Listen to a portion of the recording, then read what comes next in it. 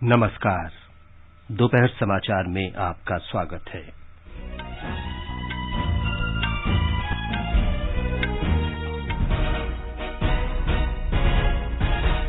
प्रधानमंत्री नरेंद्र मोदी ने कहा, वर्ष 2022-23 का बजट जनहितैषी और प्रगतिशील है। इसका उद्देश्य भारत को आत्मनिर्भर और आधुनिक बनाना है। श्री मोदी ने कहा, विश्व एक सशक्त और मजबूत भारत देखना चाहता है। संसद में राष्ट्रपति के अभिभाषण पर धन्यवाद प्रस्ताव पर राज्यसभा में चर्चा। उत्तर प्रदेश में पहले 2 चरण तथा गोवा और उत्तराखंड में विधानसभा चुनाव प्रचार जोरों पर।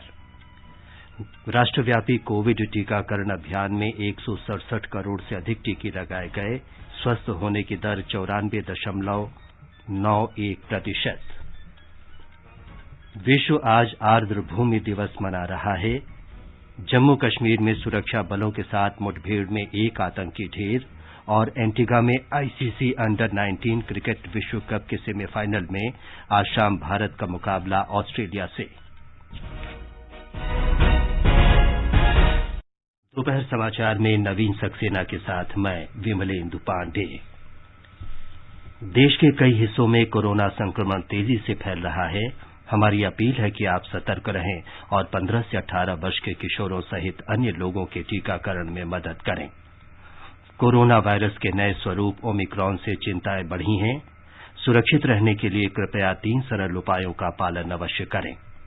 मास्क पहनें, 2 गज की सुरक्षित दूरी बनाए रखें और हाथ और चेहरा साफ रखें। कोविड से संबंधित किसी भी जानकारी और मार्गदर्शन के लिए राष्ट्रीय हेल्पलाइन नंबर 011-2397-8046 और 1075 पर संपर्क करें। देश के 75वें स्वतंत्रता दिवस के उपलक्ष्य में आजादी का अमृत महोत्सव के अंतर्गत सरकार अनेक गतिविधियों का आयोजन कर रही है। इस अवसर को जन उत्सव के रूप में मनाते हुए आकाशवाणी समाचार ने स्वतंत्रता संग्राम और उसके गौरवशाली इतिहास पर विशेष क्विज शुरू किया है। प्रत्येक सोमवार और मंगलवार को समाचार प्रभात में प्रसारित होने वाला ये क्विज 15 अगस्त 2022 तक जारी रहेगा। भारतीय डाक विभाग अमृत महोत्सव क्विज में आकाशवाणी समाचार के साथ सहयोगी के रूप में शामिल है। कल के अमृत महोत्सव क्विज का प्रश्न था, उस महान कवि और स्वतंत्रता सेनानी का नाम बताएं जिसने महान कृति पांचाली सबाथम की रचना की थी, जिसमें भारत को द्रौपदी, ब्रिटिश शासन को कौरव और स्वतंत्रता सेनानियों को पांडव के रूप में चित्रित किया गया था। इस प्रश्न का सही उत्तर है सुब्रमण्यम भारतियार। तमिलनाडु के सुब्रमण्य भारतियार एक समर्थ कवि, स्वतंत्रता सेनानी और समाज सुधारक थे। राष्ट्रवाद और भारत की स्वतंत्रता पर उनकी कविताओं और गीतों ने तमिलनाडु में बड़ी संख्या में लोगों को स्वतंत्रता संग्राम से जोड़ा। आकाशवाणी समाचार को दुनिया भर से बड़ी संख्या में श्रोताओं के इस प्रश्न का उत्तर मिला है और हमारे भाग्यशाली विजेता हैं लोधी कॉलोनी दिल्ली के स्वप्निल श्रीवास्तव। नमस्कार, मेरा नाम स्वप्निल है। मैं एक छात्र हूँ। मैं आकाशवाणी पर समाचार प्रतिदिन सुनता हूँ, जिसके कारण से मुझे काफी रोचक और महत्वपूर्ण जानकारी मिलती है। आजादी के अमृत महोत्सव पर्व पर मैं सभी देशवासियों को, खासकर युवाओं को, अपनी तरफ से बधाई देना चाहूंगा और मेरी यही इच्छा है कि इस महोत्सव पर हम सभी अपने स्वतंत्रता सेनानियों को और अच्छे से जान पाएं, जिन्होंने अपने प्राणों की आहुति दी, और इस महोत्सव में हम खूब बढ़ चढ़ करके हिस्सा लें। अमृत महोत्सव क्विज का अगला प्रश्न सोमवार 7 फरवरी को पूछा जाएगा। आइए आकाशवाणी समाचार के साथ अमृत महोत्सव क्विज में भाग लेकर देश के 75वें स्वाधीनता दिवस समारोह में शामिल हों। अब समाचार विस्तार से। प्रधानमंत्री नरेंद्र मोदी ने कहा है कि देश को आत्मनिर्भर और आधुनिक बनाना बेहद आवश्यक है और इस बार के केंद्रीय बजट में देश को आधुनिक बनाने की दिशा में ले जाने के लिए कई महत्वपूर्ण प्रावधान किए गए हैं।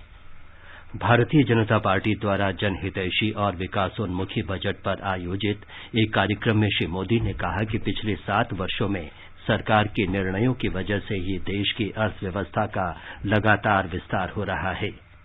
प्रधानमंत्री ने कहा कि 7 साल पहले देश का सकल घरेलू उत्पाद जीडीपी 1,10,000 करोड़ रुपए था, जबकि आज ये करीब 2,30,000 करोड़ रुपए हो गया है।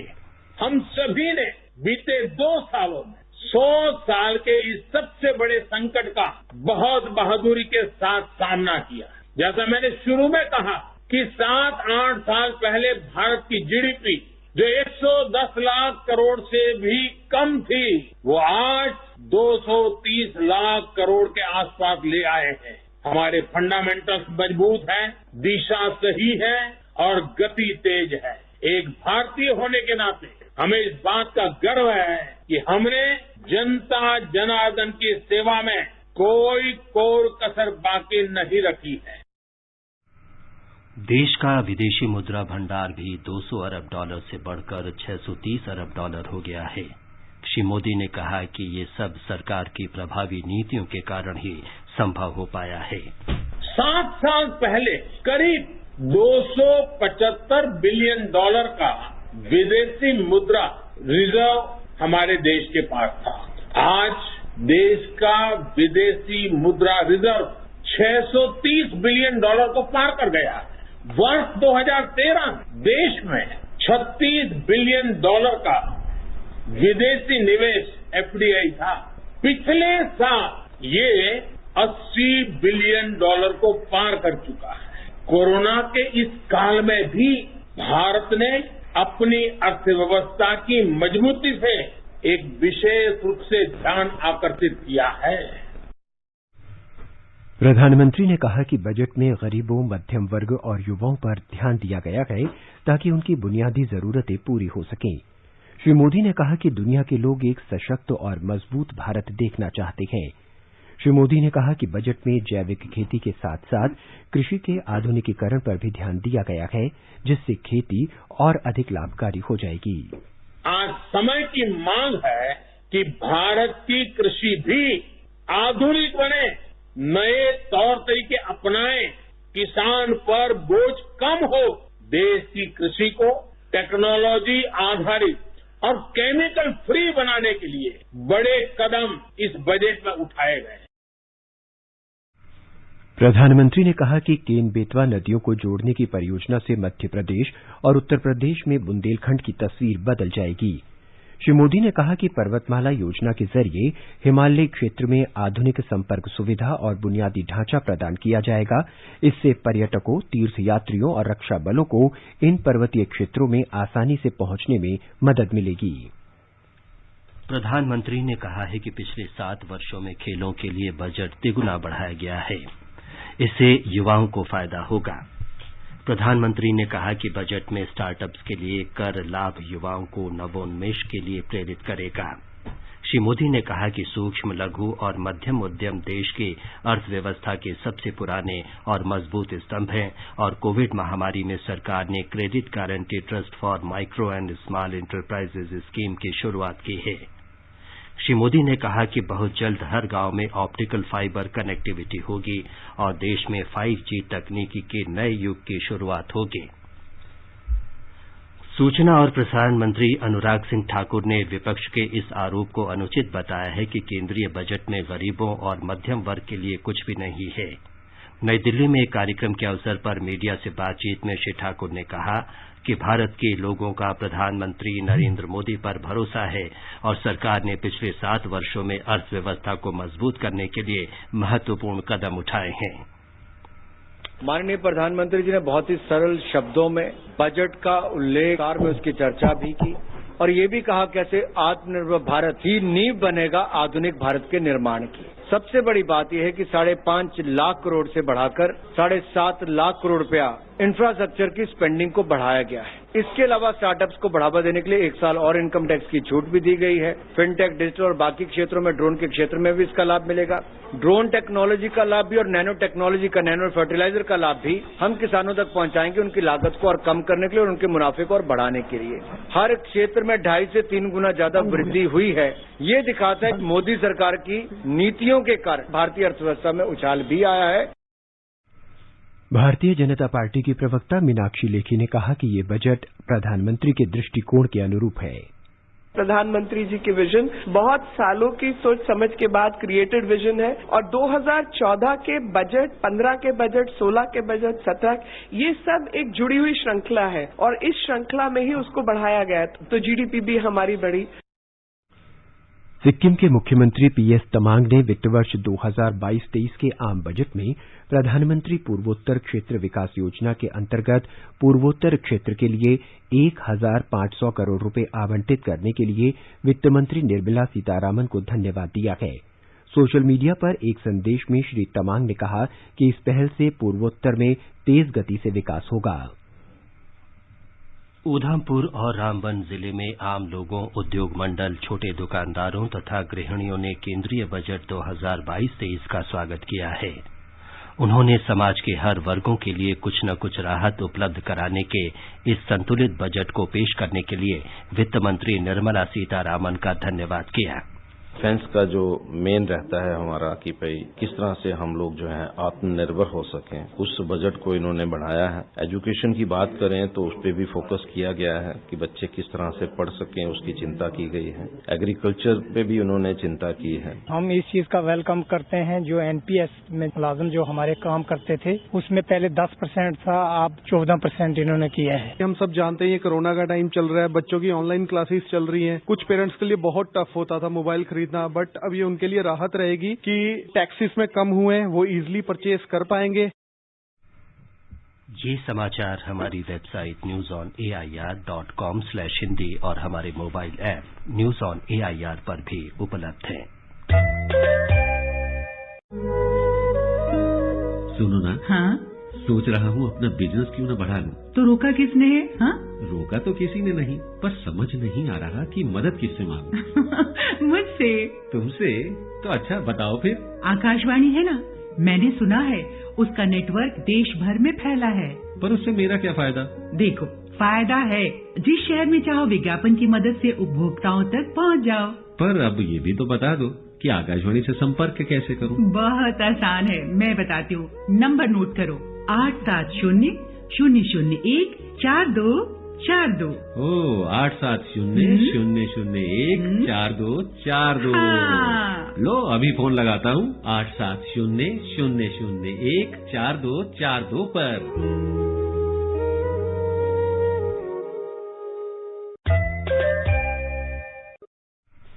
दोपहर समाचार में आपका फिर स्वागत है। राज्यसभा में 31 जनवरी को संसद के संयुक्त सत्र में दिए गए राष्ट्रपति के अभिभाषण पर धन्यवाद प्रस्ताव पर चर्चा शुरू हो गई है। सदन में प्रस्ताव पेश करते हुए भाजपा सांसद गीता उर्फ चंद्रप्रभा ने कहा कि नरेंद्र मोदी सरकार समाज के सभी वर्गों का समग्र विकास सुनिश्चित करने के लिए अथक प्रयास कर रही है। उन्होंने कहा कि सरकार सबका साथ, सबका विकास और सबका विश्वास के लक्ष्य के साथ काम कर रही है। प्रस्ताव का समर्थन करते हुए भाजपा सांसद श्वेत मलिक ने सरकार की विभिन्न कल्याणकारी योजनाओं पर प्रकाश डाला। चर्चा की शुरुआत करते हुए राज्यसभा में विपक्ष के नेता मल्लिकार्जुन खड़गे ने कहा कि राष्ट्रपति का अभिभाषण आमतौर पर सरकार की नीति दस्तावेज को दर्शाता है, लेकिन इसमें ऐसा कुछ नहीं है। उन्होंने किसानों की आय दोगुनी करने के मुद्दे पर सरकार से सवाल किया। उन्होंने देश में कोविड-19 के खिलाफ लड़ाई का मुद्दा भी उठाया। चर्चा जारी है। राज्यसभा की कार्यवाही सुचारू रूप से चल रही है। सभापति एम वेंकैया नायडू ने सदन की कार्यवाही सुचारू रूप से चलाने के लिए सभी सदस्यों का सहयोग मांगा। उत्तर प्रदेश में 7 चरणों में होने वाले विधानसभा चुनाव के पहले 2 चरणों और गोवा तथा उत्तराखंड में एक ही चरण में होने वाले चुनाव के लिए प्रचार अभियान तेज हो गया है। विभिन्न दलों के नेता और प्रमुख प्रचारक अपने उम्मीदवारों के समर्थन में रैलियां कर रहे हैं। चुनावी राज्यों में घर घर जाकर प्रचार और मतदान करने के लिए वर्चुअल अपील भी की जा रही है। पंजाब और मणिपुर में भी चुनावी गतिविधियां शुरू हो चुकी हैं। भारतीय जनता पार्टी ने उत्तर प्रदेश विधानसभा चुनाव के लिए 17 उम्मीदवारों की एक और सूची जारी की। इस सूची में लखनऊ की विधानसभा सीटें भी शामिल हैं। पार्टी ने लखनऊ के विभिन्न सीटों पर उम्मीदवार बदल दिए हैं। उत्तर प्रदेश में समाजवादी पार्टी ने विधानसभा की 3 सीटों के लिए उम्मीदवारों के नामों की आज घोषणा की। भारतीय जनता पार्टी छोड़कर समाजवादी पार्टी में शामिल होने वाले स्वामी प्रसाद मौर्य को कुशीनगर जिले की फाजिलनगर सीट से उम्मीदवार बनाया गया है। वो इसी जिले की पडरौना सीट से वर्तमान विधायक हैं। पार्टी ने कौशाम्बी जिले के सिराथू निर्वाचन क्षेत्र से राज्य के उप मुख्यमंत्री केशव प्रसाद मौर्य के खिलाफ पल्लवी पटेल को मैदान में उतारा है। कांग्रेस ने मणिपुर विधानसभा चुनाव के लिए 10 उम्मीदवारों की एक और सूची जारी की। पूर्व मंत्री एन बीरेन सिंह को सेकेमाई निर्वाचन क्षेत्र से उम्मीदवार बनाया गया है। भारतीय जनता पार्टी के निवर्तमान विधायक पोखरेम शरत चंद्र सिंह को मोइरंग से चुनाव मैदान में उतारा गया है। श्री सिंह हाल ही में भाजपा छोड़कर कांग्रेस में शामिल हुए हैं। पंजाब विधानसभा चुनाव के लिए नामांकन पत्र भरने के अंतिम दिन कल 931 पर्चे भरे गए। राज्य के मुख्य चुनाव अधिकारी डॉक्टर एस करुणा राजू ने मतदाताओं से कहा कि वे नो योर कैंडिडेट ऐप का अधिकतम इस्तेमाल करें। इस ऐप के जरिए लोग अपने उम्मीदवार के आपराधिक रिकॉर्ड के बारे में उसके फोटो सहित जानकारी प्राप्त कर सकते हैं। निर्वाचन आयोग ने गोवा, मणिपुर, पंजाब, उत्तराखंड और उत्तर प्रदेश में विधानसभा चुनाव के लिए आज 15 विशेष पर्यवेक्षकों की नियुक्ति की। निर्बाध चुनाव संपन्न कराने के लिए निर्वाचन आयोग ने पर्यवेक्षकों के साथ बातचीत की। निर्वाचन आयोग ने कहा कि विशेष पर्यवेक्षक राज्य में काम कर रही चुनावी मशीनरी के कार्यों का निरीक्षण और निगरानी करेंगे। आगे बढ़ने से पहले मुख्य समाचारों पर एक नजर। प्रधानमंत्री नरेंद्र मोदी ने वर्ष 2022-23 के बजट पर चर्चा की। कहा यह बजट जनहितैषी और प्रगतिशील है, जिसका उद्देश्य भारत को आत्मनिर्भर और आधुनिक बनाना है। श्री मोदी ने कहा विश्व एक सशक्त और मजबूत भारत देखना चाहता है। संसद में राष्ट्रपति के अभिभाषण पर धन्यवाद प्रस्ताव पर राज्यसभा में चर्चा।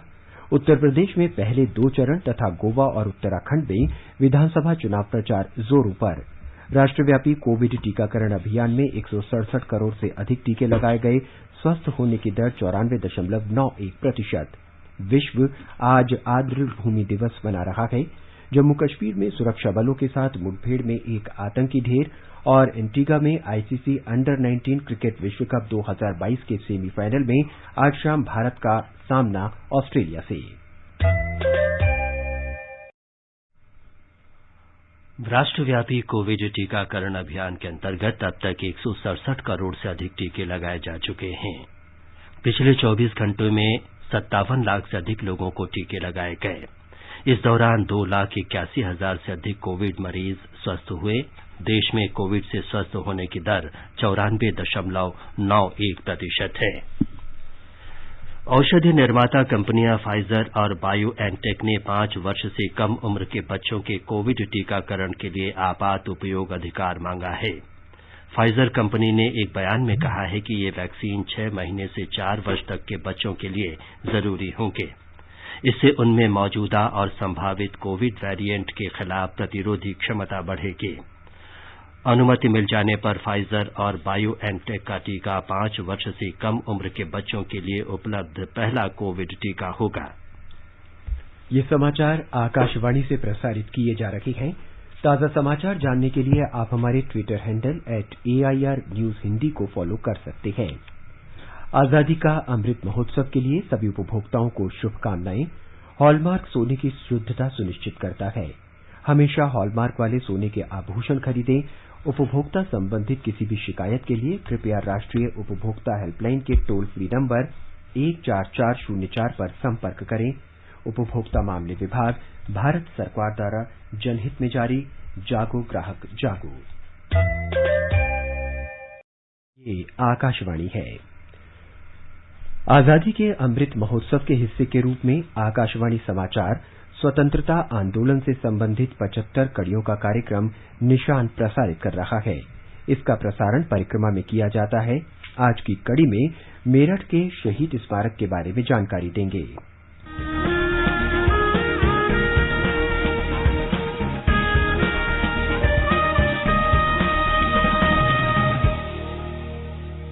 स्वाधीनता संग्राम के वे निशान जो साक्षी हैं हमारे सेनानियों के संघर्ष और बलिदान के। आकाशवाणी समाचार ला रहा है विशेष श्रृंखला निशान। हर बुधवार को शाम 4:45 पर कार्यक्रम परिक्रमा में FM गोल्ड 100.1 मेगाहर्ट्ज पर।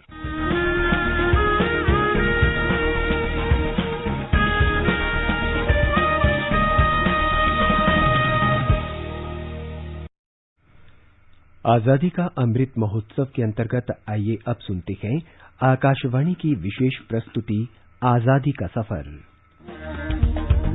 आजादी का अमृत महोत्सव।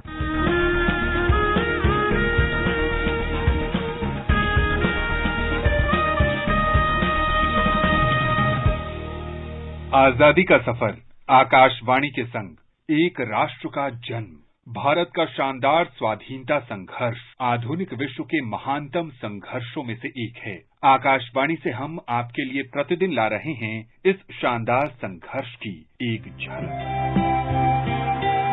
आज की घड़ी में हम स्वतंत्रता सेनानी और स्वतंत्र भारत की पहली स्वास्थ्य मंत्री राजकुमारी अमृत कौर का स्मरण करते हैं, जिनका जन्म 2 फरवरी 1887 को लखनऊ में हुआ था। अमृत कौर ने इंग्लैंड के ऑक्सफोर्ड विश्वविद्यालय में अपनी शिक्षा पूरी की और 1918 में भारत लौट आईं। गोपाल कृष्ण गोखले और महात्मा गांधी जैसे नेताओं के साथ बातचीत से प्रभावित होकर वे राष्ट्रवादी विचारधारा की ओर आकर्षित हुईं। महात्मा गांधी से जुड़े अपने अनुभव साझा करते हुए उन्होंने कहा था, जिस बात ने मुझे बापू की ओर आकर्षित किया वो थी आंदोलन में महिलाओं की भागीदारी का समर्थन और नारी शक्ति में उनका विश्वास।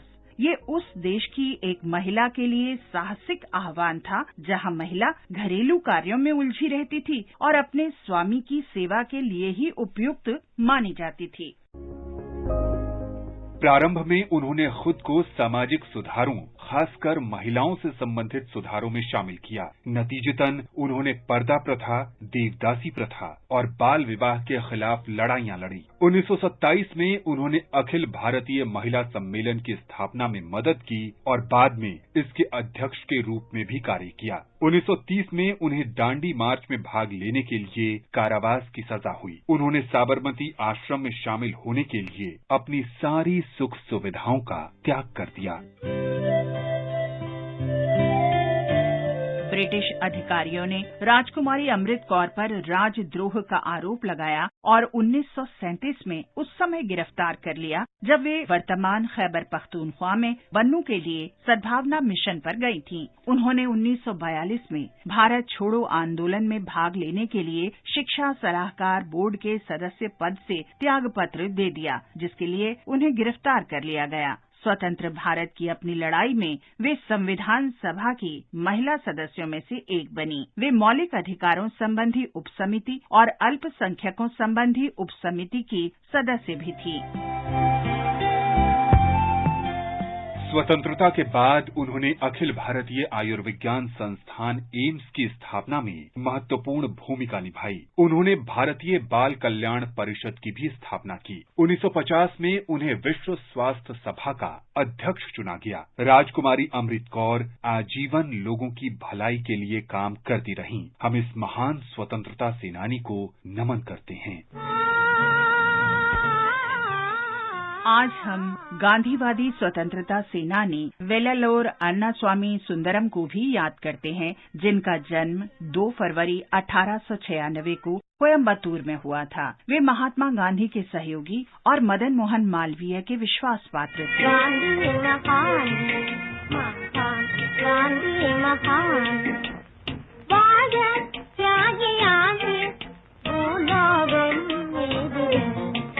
1915 में गांधी जी को सुनकर सुंदरम स्वतंत्रता संग्राम में शामिल होने के लिए प्रेरित हुए। उन्होंने तुरंत अपनी पढ़ाई छोड़ने का फैसला किया और एक शिष्य के रूप में गांधी जी का अनुसरण करना शुरू कर दिया। उनके उत्साह से प्रभावित होकर गांधी जी उन्हें अहमदाबाद ले गए, जहां सुंदरम गांधी जी के नव स्थापित साबरमती आश्रम के पहले सदस्यों में से एक बन गए।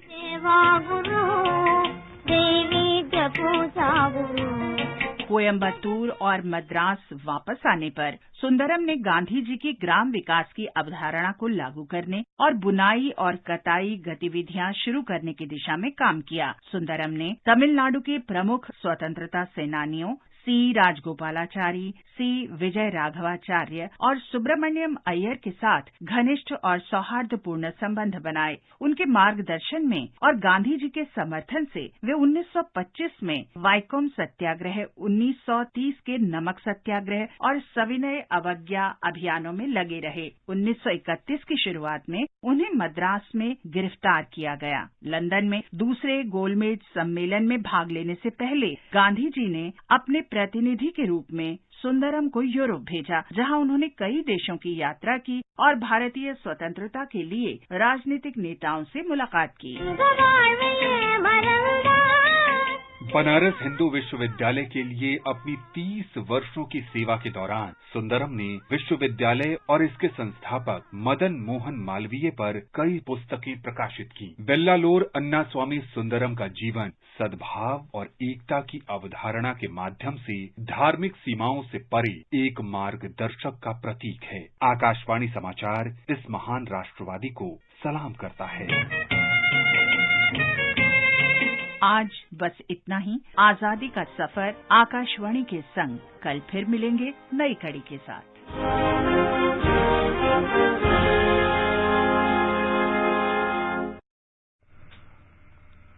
केंद्र शासित प्रदेश जम्मू कश्मीर में दक्षिण कश्मीर के शोपियां जिले के नदीग्राम इलाके में आज दोपहर सुरक्षा बलों और आतंकियों के बीच मुठभेड़ में एक आतंकी मारा गया।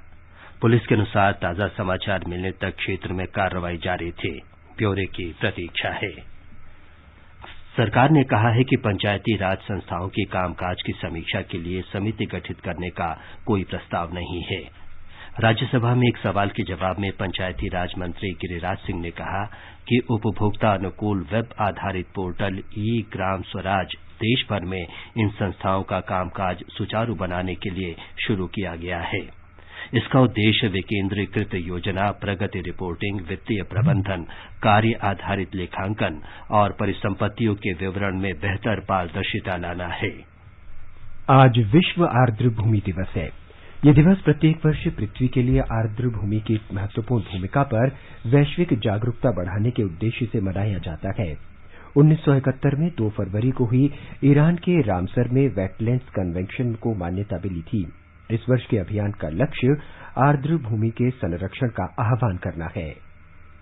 आईसीसी अंडर 19 क्रिकेट विश्व कप के सेमीफाइनल में आज 4 बार के चैंपियन भारत का सामना ऑस्ट्रेलिया से होगा। एंटीगा के कूलिज क्रिकेट ग्राउंड के मैच में ये भारतीय समय के अनुसार शाम 6:30 बजे से शुरू होगा। पंडित भीमसेन जोशी की 4 फरवरी को जयंती है। उन्होंने 19 साल की उम्र से गायन शुरू किया था। पंडित भीमसेन जोशी